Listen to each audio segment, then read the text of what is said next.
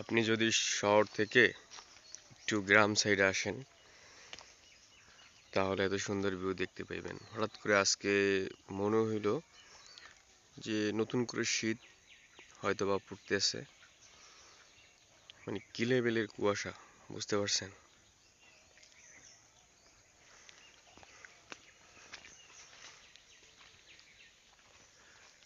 এদিকে আরো এত পরিমাণের কুয়াশা আমি আগে কখনো দেখি নাই। বাসায় যখন ছিলাম তখন দেখতেছিলাম যে আকাশ থেকে গুড়ি গুড়ি আর কি তুষারের মতো আর পড়তেছিল।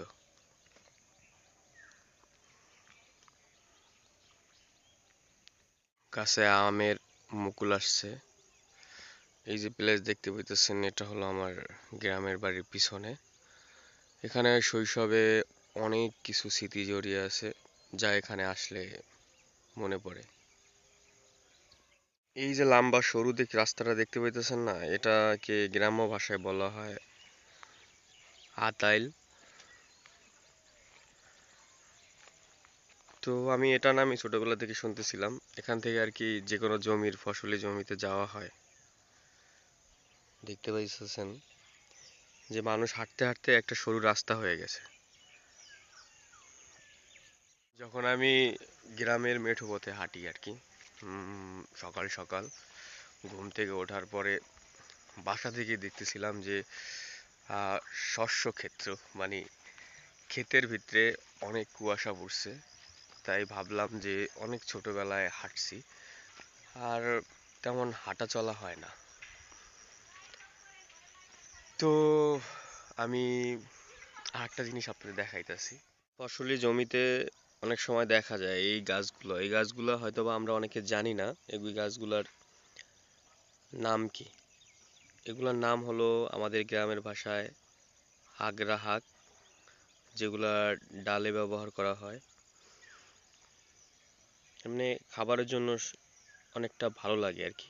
হয়তোবা সবাই খায় না, যারা বরিশালে থাকে বা বরিশালের গ্রাম অঞ্চলে থাকে তারা অবশ্যই চিনে এই শাকটিকে। এখানে অনেক গাছ দেখতে পাইতেছেন, অনেক গাছ।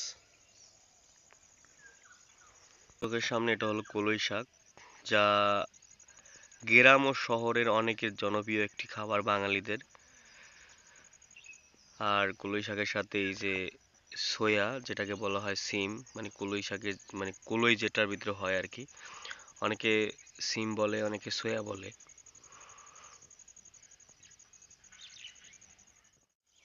আকাশে সূর্য দেখা যায়, বাট কুয়াশার কারণে সম্পূর্ণভাবে দেখা যাইতেছে না। ওটা চাঁদ নয়, একটা সূর্য। এটা হলো হাগরা গাছের ফল, বুঝতে পারছেন? এগুলা ছোটবেলায় বহুত খেলতাম এগুলা দিয়ে, চিরুনি বানাইতাম আর কি। আর ম্যাক্সিমাম চিরুনি না, ম্যাক্সিমাম সময় আমরা এগুলা নিয়ে আর কি সবচেয়ে মজা করতাম, মানুষের চুলে লাগাইতাম। আপনাদের দেখাইতাছি চুলে কিভাবে লাগাই। আমার মাথায় তো মাশাল্লাহ ভালোই চুল, একদম ভরপুর। দেখাই আপনাদের, এই যে এই যে এই যে দেখতে পাইতেছেন, এগুলা কিন্তু মানে কোনো অ্যাঙ্গেল যত ঝাড়া দেন না কেন মানে পড়বে না আর কি, যত নাড়াচাড়া করেন না কেন পড়বে না। এগুলা এত পরিমাণের মানে চুলের সাথে আটকে যায় আর কি। দেখতে পাইতেছেন, এটা আসলে আজকে হঠাৎ করে মনে হলো একটি, মানে আমি ছোটবেলায় শৈশবে ফিরে গেছি আর কি, বুঝতে পারছেন? বিষয় হলো, যেটাকে আমরা বুচিলতা শাক হিসাবে চিনি, এই গাছের ফুলগুলা দেখতে অনেক সুন্দর, অনেক। হ্যাঁ, দেখতে পাইতেছেন অনেক সুন্দর।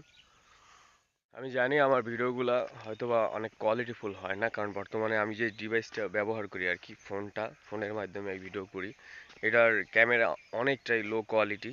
ইনশাল্লাহ আপনারা সাপোর্ট করেন, আমার পেজে ফলো দিয়ে রাখুন, অবশ্যই ভালো কোয়ালিটির ভিডিও ইনশাল্লাহ আসবে।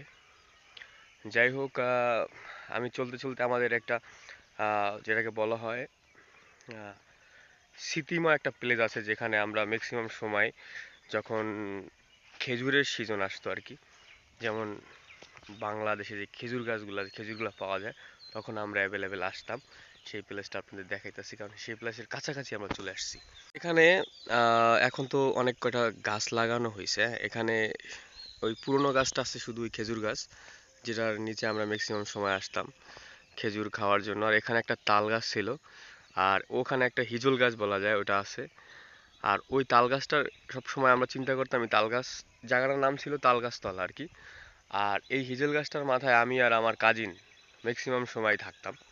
মানে এখানে মানুষ শয়তান থাকতো, আমরা মানে ই করতাম, উপলব্ধি করতাম যে এখানে মানুষ ভাবতো যে এখানে শয়তান থাকে, যেহেতু তাল গাছ এখানে একটা আর অন্য অন্য কোনো গাছ নাই, আর হিজল গাছ এটা পুরনো থাকে। কিন্তু ওই শয়তানগুলো যে আমরাই ছিলাম, যেটা এখন বর্তমানে রিয়ালাইজ করতেছি, বুঝতে পারছেন। আমরা হাঁটতে হাঁটতে আমাদের ফসলি জমির কাছে চলে আসছি।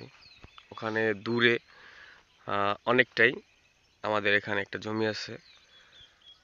আর এই যেখানে সরিষা, এটা মনে হয় আগে বোনানো হয়েছে, সেজন্য পেকে গেছে সরিষা, এটা কাটার সময় হয়েছে।